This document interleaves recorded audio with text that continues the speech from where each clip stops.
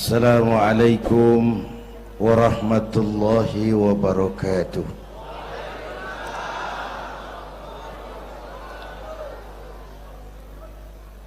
Alhamdulillahilladzi asra bi'abdihi laylan minal masjidil haram ilal masjidil aqsa.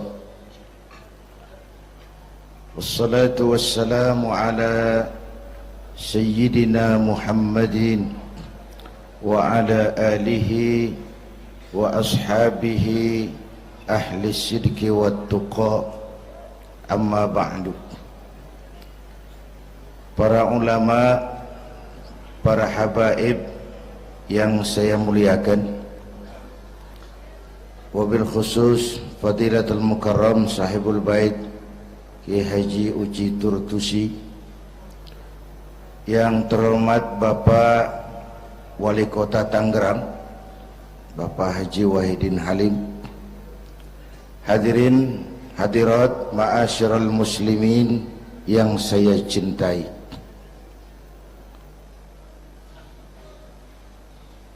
Pertama, Isra dan Mi'raj adalah peristiwa besar yang hanya bisa diterima dengan iman. Peristiwa ini bukan tidak masuk otak, otaknya kekecilan untuk memahami peristiwa sebesar Isra dan Mi'raj. Satu perjalanan yang sangat jauh ditempuh dalam waktu yang amat singkat. Menurut otak tidak mungkin, menurut kebiasaan tidak bisa, menurut pengetahuan impossible, menurut iman apa yang tidak bisa kalau Allah yang mau. Itulah sebabnya peristiwa yang dahsyat ini menurunkan perintah sholat sebagai sandaran vertikal bahwa kita memang perlu Allah. Kita memang perlu Allah. Itu sebabnya tempo hari lewat TV saya katakan, hidup yang paling tenang itu hidup model tukang parkir. Baik, tingali itu. Oh, pakai tingali ya. Tukang parkir di pasar, coba lihat, biar mobil banyak, mereknya bagus-bagus, nggak pernah sombong. Belum selesai, dengerin dulu, belum selesai. Nanti mobil pergi satu demi satu, habis sama sekali, dia nggak sedih. Mobil banyak nggak sombong, mobil habis nggak sedih. Kunaon? Apa kunaon itu? Lah sok poho deui. Kenapa bisa begitu? Ini nyengir tapi mikir, Pak. Ada muatan ini. Tukang parkir tidak merasa memiliki, tapi merasa dititipi. Siapapun yang merasa memiliki mesti takut kehilangan. Tapi kalau merasa dititipi, jabatan, harta, anak, istri, itu semua sekadar titipan, hiduplah seperti tukang parkir. Pertama, titipan tidak boleh bikin kita jadi sombong. Dititipin kok sombong, nggak pantas dong. Pak Zainuddin titip mobil ya, silakan. Yang punya mobil pergi, saya petatang peteteng. Emangnya mobil kamu? Orang cuma nitip, dititipi kok sombong. Ada orang dititipi jabatan oleh Allah, sombong. Ada enggak? Ada enggak? Ada. Namanya Fir'aun. Tuh pejabat-pejabat sombong anak buah Fir'aun semua.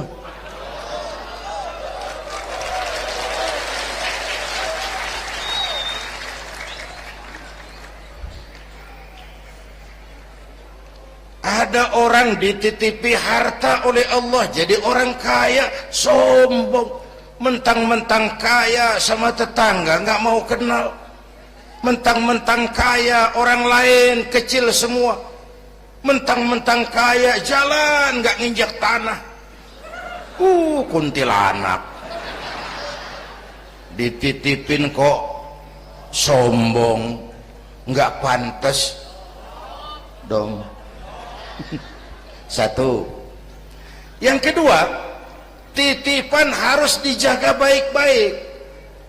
Kalau tidak dijaga bisa rusak. Kalau rusak yang nitip marah, yang nitip marah. Pak, saya mau ngaji, titip sepeda motor, silahkan. Selesai pengajian sepeda motor diambil, kaca spionnya pecah, knalpot hilang, bemper penyok, marah nggak? Saya kan nitip, kenapa nggak dijaga? Apa bedanya? Allah nitip anak 3 orang di rumah kita, nggak dijaga, yang satu mabuk, yang satu judi, yang satu ngerampok, yang nitip marah. Allah nitip harta kepada kita jadi orang kaya supaya bantu pesantren, bangun rumah sakit, bantu yatim, tolong yang lemah, bela yang perlu. Pelitnya 17 setan. Yang nitip marah. Sudah nggak pakai dong.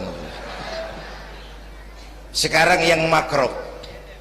Allah titip Indonesia. Hai rakyat, ini Indonesia, aku titip, kata Allah. Ini titipan mahal karena ditebus dengan keringat, air mata, darah dan nyawa. Aku titip Indonesia. Ini negara besar, buminya subur, di bawah perut buminya ada gas, minyak, batu bara.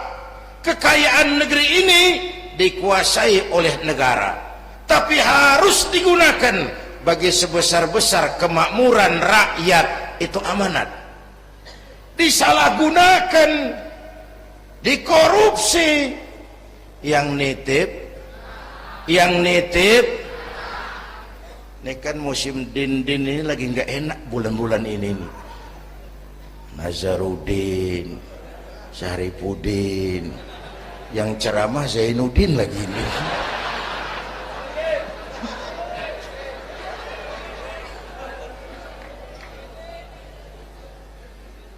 Yang nitip marah.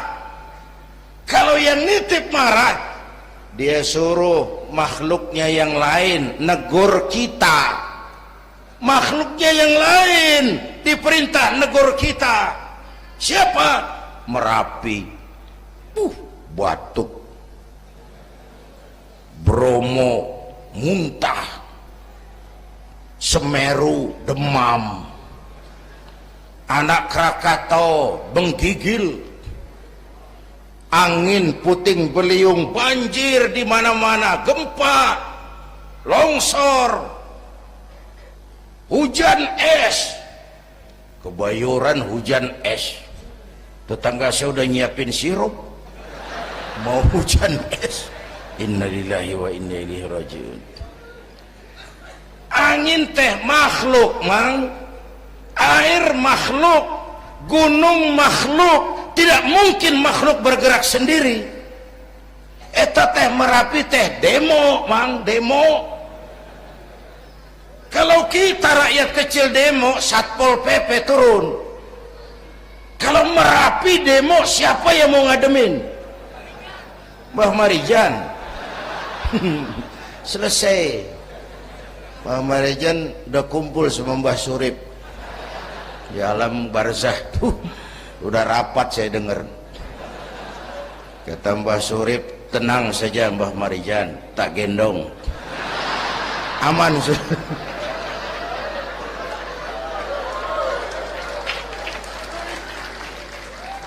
Apa artinya ini?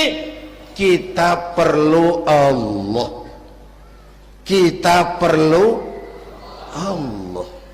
100 tahun kita bangun, selesai oleh gempa 5 menit. Itu Jepang negara maju, dihantam gempa, lumpuh 9,2 Richter, belum selesai tsunami, gelombang laut 10 meter naik ke darat, masih belum selesai, reaktor nuklir bocor, radioaktif gentayangan merenggut nyawa, terutama yang di Daiichi dan Fukushima. Fukushima tahu kan? Itu dari Cikupa ke kanan, ya dekat-dekat situlah.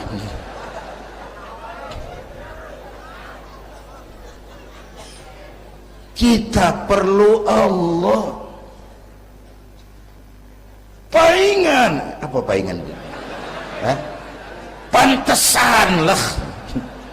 Pantesan orang yang paling bersih hatinya Rasulullah, orang yang paling baik akhlaknya Rasulullah, orang yang sudah dapat jaminan ampun atas segala dosa Rasulullah. Tapi baginda Rasul kalau sholat malam bengkak kakinya karena rajin sujud. Saya perlu Allah. Dosa sudah diampuni, akhlak paling baik, hati bersih, tapi kalau sholat malam kakinya bengkak karena rajin sujud. Allahumma sholli alaihi.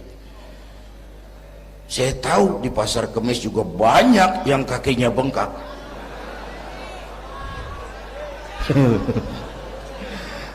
Kita perlu Allah. Itulah sebabnya dengan Isra Mi'raj turun perintah sholat agar kita punya senderan. Saya senderan ke tiang, tiangnya roboh, saya jatuh. Saya senderan ke tembok, temboknya ambruk, saya jatuh. Saya senderan sama orang kaya, dia jatuh miskin, saya selesai. Saya senderan sama jenderal, dia pensiun, saya selesai. Tapi kalau saya senderan kepada Allah, Allah tidak akan pernah miskin, tidak akan pernah berkurang kekuasaannya, tidak akan pernah lumpuh, dan seterusnya. Karena itu memperingati Isra Mi'raj, ayo dengan semangat memantapkan keimanan. Ini zaman entertain, orang pada pinter bikin bungkusan. Hati-hati sekarang banyak minyak babi cap unta. Sekarang ini kiai sama dukun tipis bedanya. Tuh kalau muncul di TV kadang-kadang kita bingung, kiai apa dukun sih?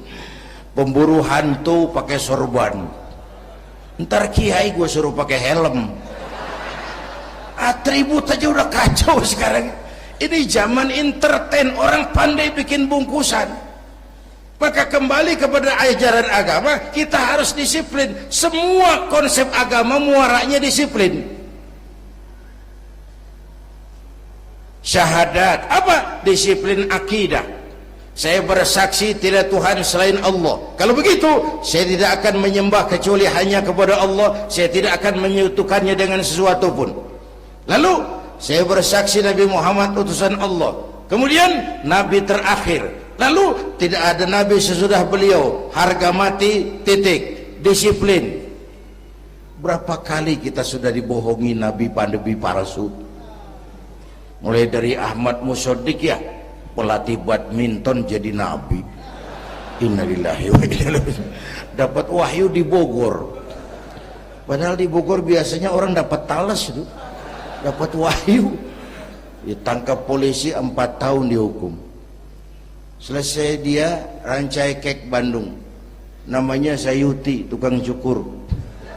Ngaku dapat wahyu jadi nabi lagi, dan anehnya ada aja yang ikut. Selesai lalu pindah ke Jakarta, Lia Edan, ngaku Jibril, ditangkap di polisi, dihukum 2 tahun, 3 bulan lalu sudah bebas. Ditangkap, paling hebat polisi kita itu, bukan cuma teroris, Jibril.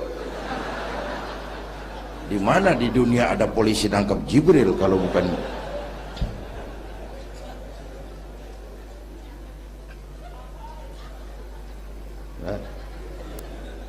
Terakhir yang aneh lagi, menurut catatan Bakor Pakemnya Kementerian Agama RI, antara Cirebon Losari, batas Jawa Tengah Jawa Barat, tuh muncul agama baru namanya agama Jasun, agama Jawa Sunda, Jasun. yang jadi nabi Tugimin. Saya bilang ini jangan jadi nabi, jadi kiai juga kurang angker kok nih. Al Mukarram Bapak Kiai Tugimin nggak ngangkat loh itu. Yang gak enak selawatnya. Kalau kita kan nikmat tuh tadi, ya Habibi ya Muhammad, asyik rasanya itu. Coba ganti sama yang tadi, nggak serem Pak. Ya Habibi ya Tugimin, nggak enak tuh, nggak enak. Saudara-saudara, di Isra Mi'raj ada potret. Ketika di Masjidil Aqsa, malaikat Jibril datang nemui baginda Nabi, bawa 2 gelas minuman, arak susu. Ya Muhammad, pilih, ambil, minum. Mantap, tidak ragu-ragu, Nabi mengambil gelas yang isinya air susu. Dengan bismillah beliau minum. Selesai minum, kata malaikat Jibril, saddaqta ya Muhammad, laqad asabtal haq. Kau benar Muhammad, pilihanmu tepat. Emangnya kenapa Jibril? Kalau arak yang kamu pilih, kamu ambil, kamu minum, habis umatmu jadi pemabuk semua.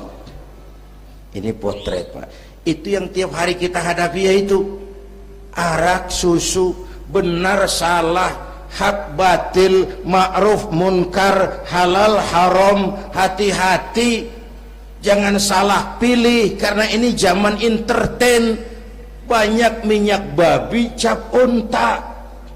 Kalau minyak onta cap babi itu masih halal. Ini minyak babi cap onta, kita terpedaya lihat merek onta. Iya mereknya onta, gambarnya onta, isinya minyak babi. Berapa bulan yang lalu ada penyanyi pencipta lagu mati, namanya Ari Bowo. Masih ingat lagunya? Bercerita tentang madu di tangan kananmu, racun di tangan kirimu. Kalau itu situasinya, memilih tidak sulit. Kenapa? Alamat jelas, madu di kanan, racun di kiri. Masa ambil yang di kiri? Goblok amat. Si amat saja tidak goblok. Sekarang ini alamat dibikin samar, madu di mana, racun di mana tidak jelas. Lebih celaka lagi sekarang, banyak racun bermerek madu, banyak racun bermerek madu. Kita terpedaya, terpesona, terpukau, akhirnya salah pilih. Maka resepnya, jangan jauh dari ulama, makmurkan majelis taklim. Ini zaman entertain, orang pandai bangun pencitraan. Tuh, satu hal pertama yang ingin saya sampaikan. Iya, saya lihat jam doang. Sampai pagi, Beb. Yang kedua, ketika perjalanan dimulai, ada suara dari sebelah kanan, Muhammad berhenti sebentar. Jangankan berhenti, menoleh saja tidak. Kanan selamat dari kiri, Muhammad berhenti sebentar, menoleh pun tidak. Kanan kiri selamat dari arah depan. Ada perempuan tua, pakaiannya menyolok, lipstiknya tebal, nenek-nenek pakai blue jean. Muhammad berhenti sebentar, menoleh pun tidak. Sudah lewat, kata malaikat Jibril, untung kamu tidak menoleh Muhammad. Kenapa Jibril? Panggilan kananmu Yahudi, kalau kamu menoleh umatmu cenderung Yahudi. Panggilan kirimu Nasrani, kalau kamu menoleh umatmu gandrung kepada Nasrani. Itu perempuan tua dengan pakaian menyolok, itu dunia Muhammad. Dunia teh sudah tua, tapi karena dipoles, dibangun, dipoles, dibangun, dibangun, dipoles, orang nggak terasa kalau dunia sudah tua. Berebut harta, berebut warisan, sama juga berebut nenek-nenek. Makan habisin. Ini perjalanan, ini pun potret. Panggilan Yahudi, panggilan Nasrani, panggilan dunia, materialisme, hedonisme, berat berat sekarang ini. Berapa malam lalu saya masuk Serpong. Saya senang lihat Serpong berubah jadi kota satelit. Bangunannya bagus-bagus. Saya telisik, sekolahnya Don Bosco, Santa Maria, Santa Ursula. Gerejanya, mbahnya gereja dibangun di pojok itu. Serpong. Awas panggilan Nasrani. Saya masuk Bekasi, Sukmajaya. Sekolahnya Yayasan Penabur. Mulai dari TK sampai perguruan tinggi. Gerejanya besar. Awas panggilan Nasrani. Bahkan di Karawang mereka sudah bangun kuburan mahal. San Diego. Ada teman saya pengusaha bikin pesan kuburan 200 meteran itu 5 miliar. Karena tanahnya berbukit, bergunung, indah dan malaikatnya rada baik. 5 miliar.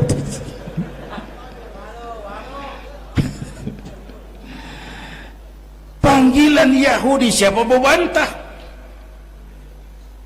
Yahudi itu menguasai ekonomi dunia. Di Amerika itu tidak ada orang bisa masuk gedung putih jadi presiden tanpa dukungan Yahudi. Menentukan. Bahkan roda ekonomi dunia sekarang ini diwarnai oleh Yahudi. Israel itu Amerika kecil. Amerika itu Israel besar. Lalu panggilan Nasrani dengan segala gaya dan dana, dan terakhir panggilan materialisme dunia, panggilan hedonisme, panggilan materialisme. Menghadapi panggilan-panggilan ini, ayo kita umat Islam luruskan saf, rapatkan barisan, jangan jauh dari ulama, makmurkan majelis taklim. Itu yang kedua. Yang ketiga, Haram Aqsa ini perjalanan vertikal katanya. Aqsa Aras ini perjalanan vertikal. Haram Aqsa perjalanan horizontal. Aqsa Aras perjalanan vertikal. Hablum minan nas, hablum minallah. Isra Mi'raj mau ingatkan kita, semua kita perantau di dunia ini. Perantau harus pulang.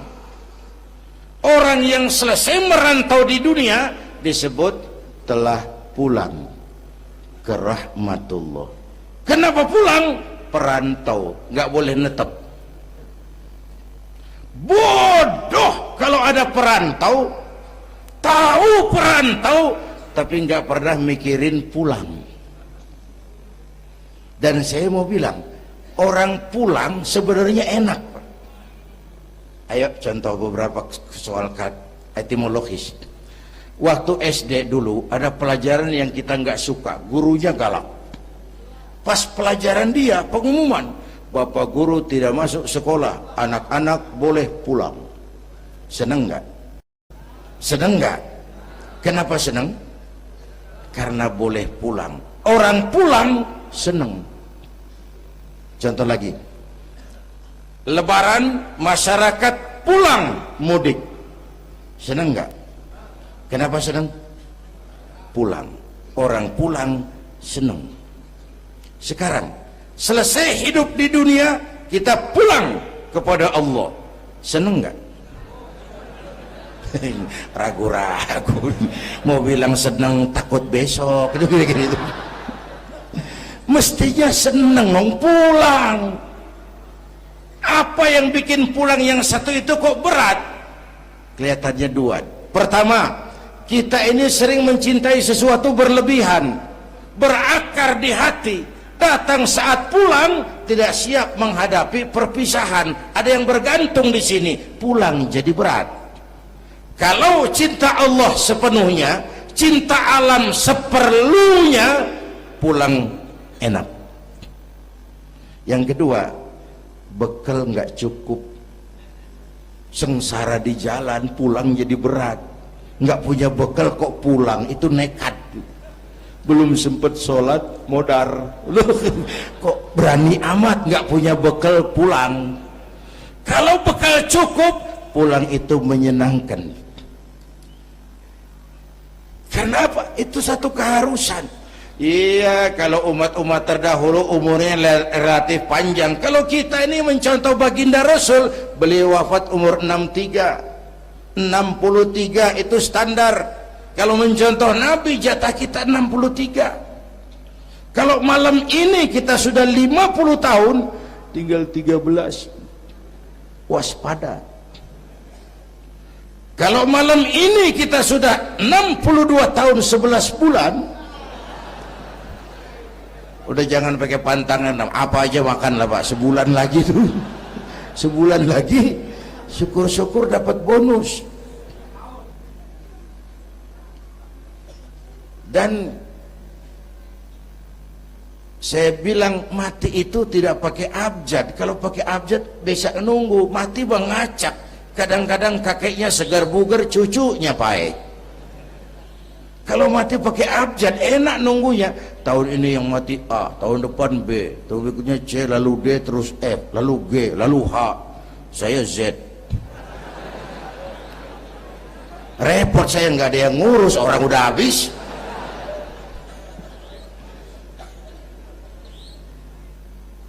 Bapak Ibu hadirin, malah aneh. Jam 6 pagi sopirnya mati.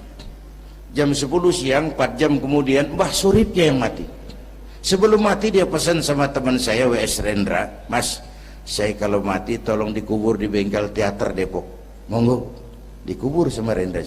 Belum seminggu Rendranya ngikut, mati. 1 bulan sebelum Rendra, lebih dahsyat lagi, Michael Jackson mati. The King of Pop, raja pop dunia, mati. Apalagi penyanyi keroncong, lebih mati lagi. Ada hidup sesudah mati, ada akhirat sesudah dunia. Semua kita perantau, dan perantau harus pulang.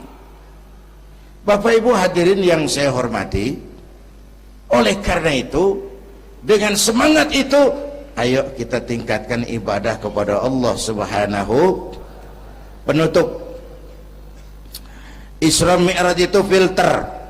Setelah terjadi peristiwa itu kelihatan, yang beriman makin mantap, ini golongan Abu Bakar Siddiq. Yang kafir makin kurang ajar, ini golongan Abu Jahal, Abu Lahab, Abu Sufyan, dan abu-abu lain kumpul di situ. Yang ragu-ragu kafir lagi. Ini kristalisasi. Maka dengan memperingati Isra Mi'raj ditambah dengan semangat sholat berjamaah, ayo kita jaga kesatuan, persatuan, kerukunan, dan kekompakan. Bapak Ibu hadirin yang saya hormati, saya bersyukur walaupun belum pernah hadir, tapi saya tahu tiap minggu pagi pengajian Kiai Uci ini dibanjiri oleh jamaah. Alhamdulillah, kita doakan beliau diberikan kekuatan dan pengajian jalan terus sampai kira-kira kiamat, kurang seminggu. Jangan sampai kiamat lah, ngeri. Saudara-saudara, itu yang kita perlukan sekarang.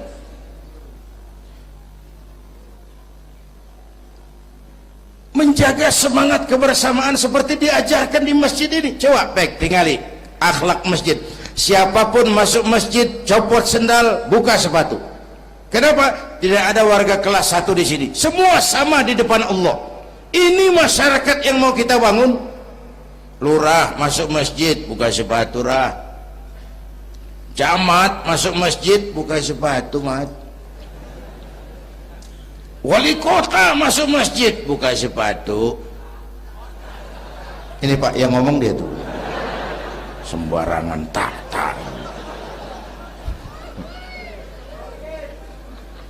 Gubernur masuk masjid, buka sepatu nur.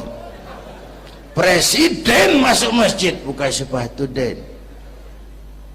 Ini masyarakat yang mau kita bangun. Kan keadilan di negeri kita ini masih mahal. Hukum masih sering seperti pisau, tajam ke bawah, tumpul ke atas. Kalau yang kecil salah, hukum cepat-cepat ditegakkan. Yang besar salah, cicing wae pura-pura tenyaho.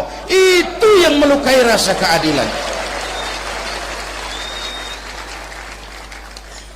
Bapak Ibu hadirin yang saya hormati, itu yang melukai rasa keadilan. Kalau mau lapor kehilangan ayam, itu harus jual kambing.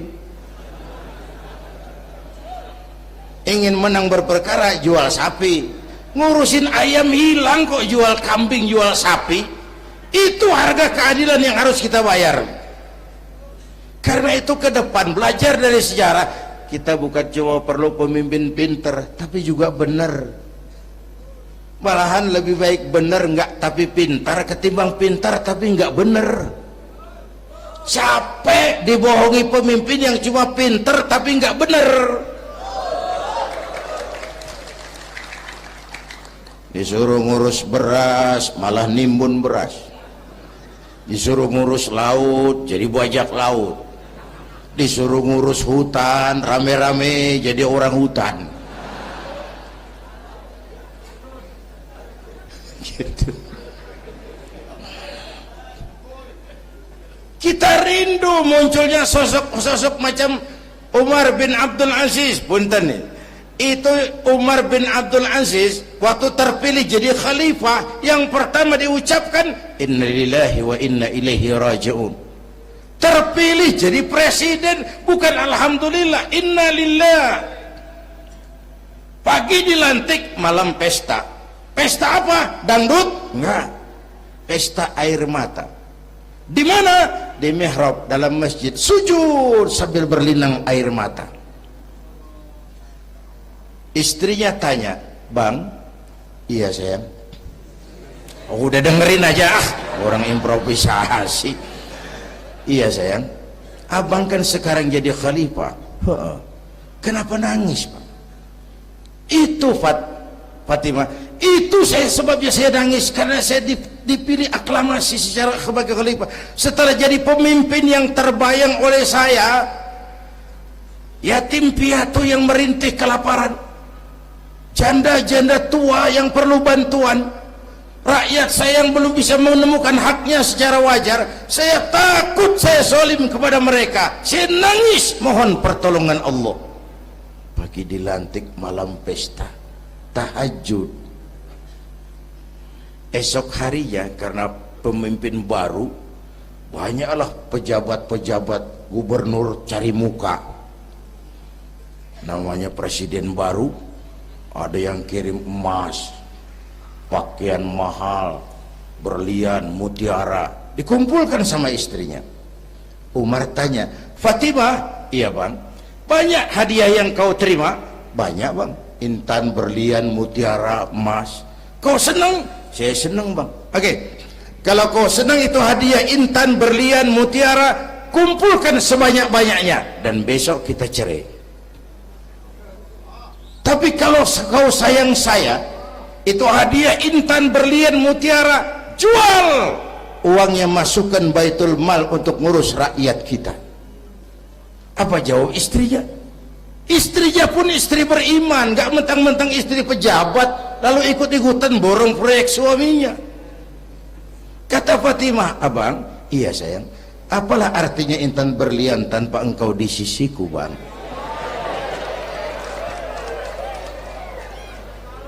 Jual sajalah, jual untuk ngurus kepentingan rakyat. Yang nyata-nyata hadiah pribadi dijual ngurusi rakyat.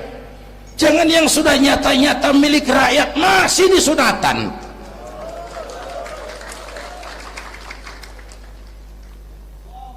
Yang antik lagi, satu malam beliau kerja di kamar, pakai lampu templok, nulis. Datang seorang tamu, "Assalamualaikum ya Amirul Mukminin." "Waalaikumsalam." "Silakan duduk." "Ada apa?" "Enggak, cuman mau ngobrol." Ngobrol urusan pribadi khalifah, kita kan teman lama." "Oke baik." Beliau berdiri, lampunya dipadamkan, ditiup, mati, gelap kamar. "Ayo kita ngobrol." Tamunya heran, "Ya khalifah?" "Iya." "Kita kan mau ngobrol." "Iya." "Kenapa lampu dimatiin?" "Begini mas, mau tamunya dari Jawa waktu itu, dengerin aja kenapa sih." Gini loh mas, tadi waktu sampean datang tuh kan sampean lihat saya lagi kerja. Iya, saya kerja tadi ngurusi rakyat. Tentu saya kan pakai lampu, memang lampunya kan pakai minyak, pasti minyaknya kan beli, iyalah belinya pakai uang, tentu uangnya uang rakyat. Kita mau ngobrol urusan pribadi, nggak usah pakai minyak rakyat mas. Ayo ngobrol sampai subuh ini. Kalau yang kecil saja orang sudah berhati-hati, apalagi menghadapi urusan yang jauh lebih besar ke depannya. Bapak Ibu hadirin yang saya hormati, oleh karena itu kita memerlukan semangat kebersamaan, walaupun tidak harus selalu bersama-sama. Ini adalah potret terakhir. Baginda Nabi di awal-awal perjuangan didampingi 5 figur utama. Pertama, Nabi punya Sayyidina Abu Bakar Siddiq. Ini sahabat merangkap mertua, orang tua bijaksana, tempat Nabi tukar pikiran. Kampung itu enak kalau ada yang dituain. Yang kedua, beliau punya Umar bin Khattab, Al-Futuhat Al-Islamiyah, imam tapi jenderal, jenderal tapi imam, gagah, berani untuk Islam. Selesai? Belum. Yang ketiga, Nabi punya Utsman bin Affan, pengusaha tapi santri, penyandang dana. Umat akan maju kalau banyak punya Utsman. Yang keempat, Nabi punya Ali bin Abi Thalib, tokoh muda tapi intelek. Yang kelima, beliau punya Khadijah binti Khuwailid. 5 figur utama bahu-membahu membantu perjuangan Nabi. Begitulah kita berjuang, mesti punya segala hal, mesti punya senjata yang namanya golok, gergaji, pisau, silet, harus punya. Kapan makainya? Lihat lawannya. Yang kamu hadapi apa? Kumis pak, silet turun. Yang kamu hadapi apa? Akar kayu nangka pak, kampak maju. Ini kita sering emosi nggak pada rugu. Yang dihadapin kumis, kampak yang maju. Urusan nggak selesai bibir bongkar pak. Anak-anak muda nggak cukup dibakar emosinya, berani harus, nekat jangan. Berkorban siap, konyol nanti dulu. Mati syahid, ayo. Mati sangit, jangan.